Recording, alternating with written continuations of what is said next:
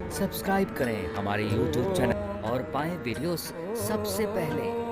Bell icon दबाना ना भूलें।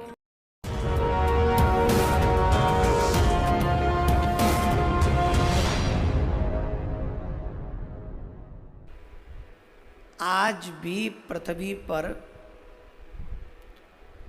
पृथ्वी के हमारे भारत में भी बिहार में भी एक डिस्ट्रिक्ट है मधुबनी है। गए मधुबनी, और मधुबनी में भी भवानीपुर डिस्ट्रिक्ट मधुबनी, वहाँ पे है भवानीपुर। भवानीपुर में है उगना महादेव का विग्रह है। उगना महादेव, और कहते हैं कि भूत बावन भोलेनाथ क्या नहीं करते अपने भक्तों के लिए। और की तो बात छोड़ो, डंडे खाए हैं महादेव ने। क्या खाए? डंडे। बिहार के प्रत्येक व्यक्ति इस नाम को जानते होंगे, विद्यापति।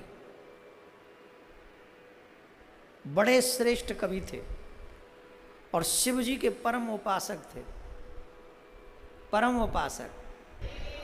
बड़ी सुंदर कथा कह रहे हैं, और आप कलयुग के लोग अचरज मानेंगे जो ये कहते हैं मंदबुद्धि लोग कि भगवान नहीं है। वो सुने कि भगवान अपने भक्तों के लिए क्या कुछ कर बैठते हैं। विद्यापति परम भक्त थे भगवान शिव के, परम भक्त थे।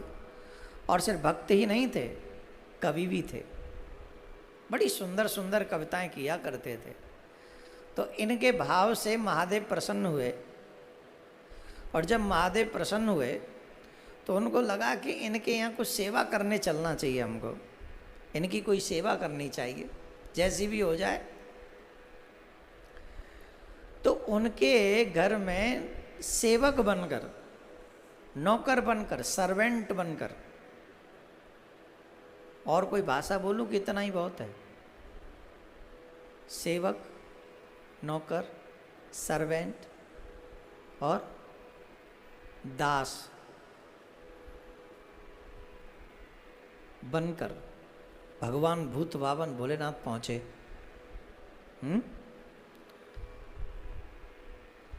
भगवान ने कहा हमें नौकरी पर रख लो।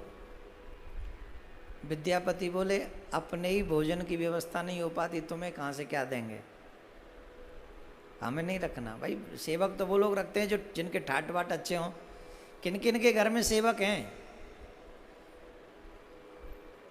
जवाब दो, मुझे पता चले कौन कौन पैसे वाले बैठे हैं।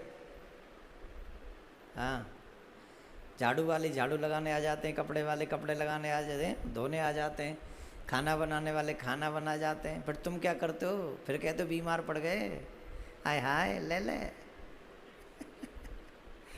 अब बीमार नहीं पड़ोगे तो क्या होगा? जब सब कुछ बाहर वाले ही कट जाएंगे तो तुम बीमार ही पड़ोगे। थोड़ा बहुत अपने हाथ से भी किया करो, अच्छे रहोगे, स्वस्थ रहोगे। कहाँ थे हम? विद्यापति बोले हम पे तो खुद पे कोई व्यवस्था नहीं, हम तुम्हें क्या दें। तो वो बोले अच्छा, वो उनको कुछ चाहिए तो था ही नहीं। वो बोले देखो हमको 2 टाइम की रोटी दे देना बस, साल 6 महीने में कभी एक आध वस्त्र दे देना, हमें और कुछ नहीं चाहिए।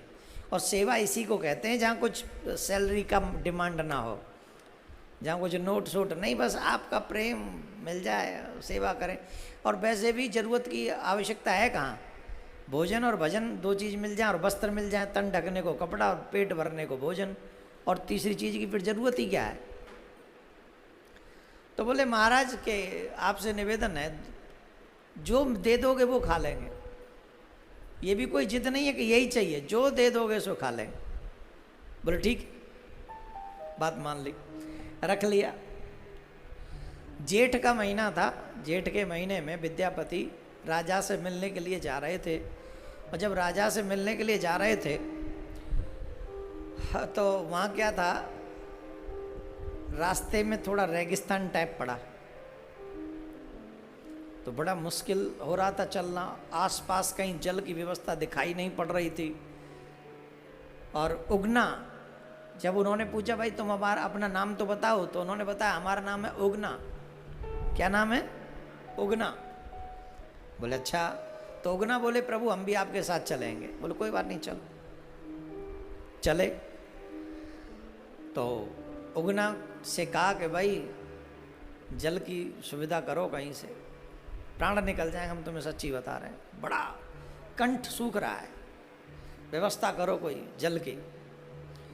तो बोले आप यहीं विराजें, हम व्यवस्था करके लाते हैं। तो वो व्यवस्था करने कहाँ जाएंगे? महादेव को क्या व्यवस्था करनी? महादेव क्या व्यवस्था करेंगे? तो थोड़ी सी दूर पे गए, जहाँ विद्यापति की दृष्टि न पड़े वहाँ पहुँचे, और वहाँ पहुँचकर अपनी एक जटा थोड़ी सी खोली, गंगा जी से कहा प्रकट हो जाओ। तो गंगा जी में थोड़ा सा लोटा में जल लेके बोले चलो जी, फिर बंद कर ली जटा और चले। विद्यापति से कहा कि ये लो जल पियो। लोटा में जल लाए, जल पिया, तृप्त हो गई। और जब तृप्त हुआ तो वो जो टेस्ट था, जो स्वाद था, वो गंगा जल ही तो था। गंगा जल आप पी के देखो हरिद्वार में, एक कानपुर में पी लो तो उसकी हमारी गारंटी नहीं, फिर कैसा टेस्ट आएगा। जमुना जल पियो तुम दिल्ली के बाद में, क्या टेस्ट आएगा वहाँ तो पता ही नहीं। जब वृंदावन में पी लो जमुना जल, पर लगेगा जमुना जल है, पता नहीं क्या क्या पी रहे हो फिर तो।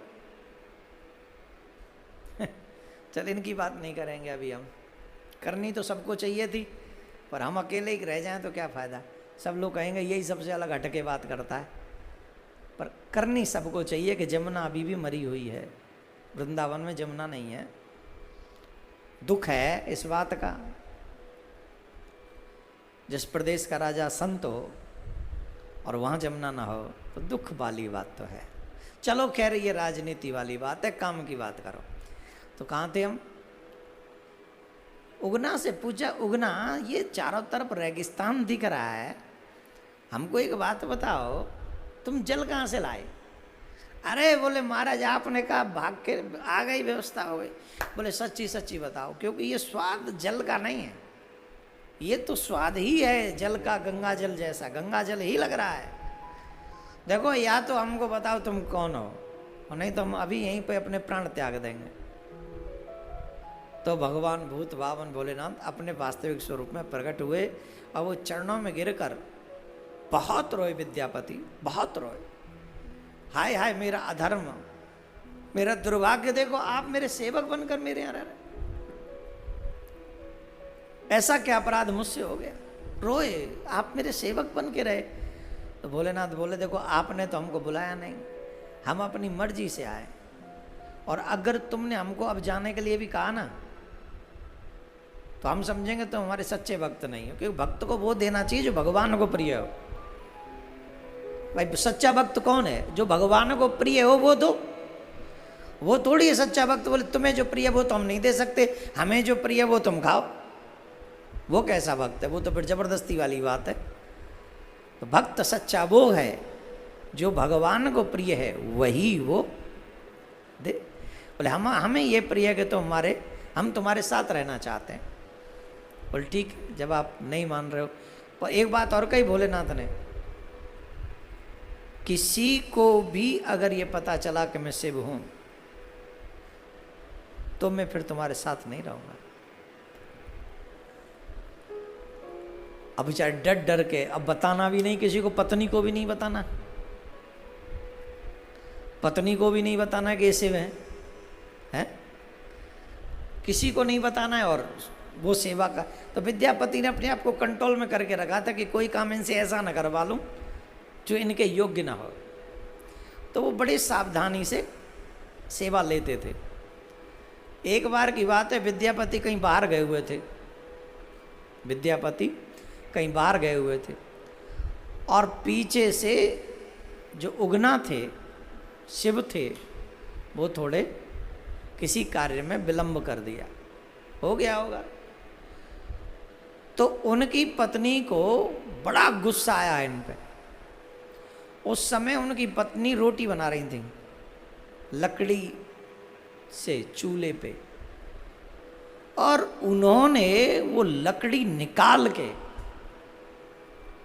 उगना की बड़ी जोर से पिटाई करी, जलती हुई लकड़ी चूल्हे से निकाल के, ठंडी लकड़ी से नहीं, चूल्हे से निकाल के बड़ी जोर से उगना की पिटाई की। और ये जब उनको पीट रही थी तो वो पिट रहे थे, कुछ बोले नहीं। इतने में विद्यापति जी पहुंच गए और वो चीख के बोली, पागल, बदकिस्मत, दुर्भाग्यशाली देवी, जानती भी है तू किस पे हाथ उठा रही है। ये भूत बावन भोलेनाथ शिव हैं, तेरे तो जन्म जन्म के पाप तूने बढ़ा लिए, तुझसे बड़ा अधम इस ब्रह्मांड में कोई नहीं। और जैसे ही कहा कि शिव हैं, भूत बावन वहां से अदृश्य हो गए। अब विद्यापति रोने लगे। उनको याद आया कि मुझे बताना ही नहीं था कि ये शिव हैं, पर अब क्या करूं, मैं ये भी तो नहीं देख सकता था। खूब रोए, खूब रोए, खूब रोए। वन में जाकर बैठ गए। कहने लगे, मेरे अपराध क्षमा कर दो, पर मुझे ऐसे छोड़ के मत जाओ। पहले अपनी मर्जी से आए थे, अब आदत बना दी तुमने, अब आदत बना के छोड़ के जा रहे हो, अब मत जाओ, आ जाओ। भोलेनाथ विद्यापति की पुकार पर प्रकट हुए और कहा, मैं तो हमेशा तुम्हारे साथ रहने के लिए आया था, पर तुमने ही वो वचन तोड़ दिया। परंतु चिंता मत करो, मैं यहाँ शिवलिंग के रूप में स्थापित होता हूँ, यहाँ रहूँगा, यहाँ पर रहूँगा। और मेरा नाम यहाँ उगना महादेव भी कई लोग कहते हैं, कई उग्र महादेव भी कहते हैं। मैंने आपको बताया है, मधुबनी भवानीपुर में आज भी भूत बावन भोलेनाथ वहाँ शिवलिंग के रूप में विराजमान है। बोलिए उगना महादेव की जय। नमः पार्वती पते, हर हर महादेव, हर हर महादेव, हर हर महादेव। एक बार जोर से बोलना पड़ेगा, और जोर से बोलना पड़ेगा। तो उगना महादेव, अब आप कहिए कि कोई ये कहे कि हम नहीं मानते,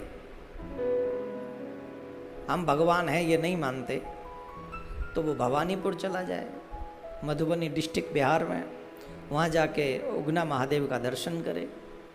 और ऐसे ही नहीं, भारत में तो जगह जगह पर आप महादेव का दर्शन कर सकते हो, शिव का दर्शन कर सकते हो। दो ही देवता ऐसे हैं जो दुनिया में हर जगह पाए जाते, एक हनुमान जी और एक महादेव जी। जहाँ कोई नहीं मिलता वहाँ भी ये मिल जाते महाराज। और तुम्हारी पहुँच अगर ना हो तो फिर तुम्हारा ही दुर्भाग्य कह सकते, इसमें और कोई क्या कहेगा।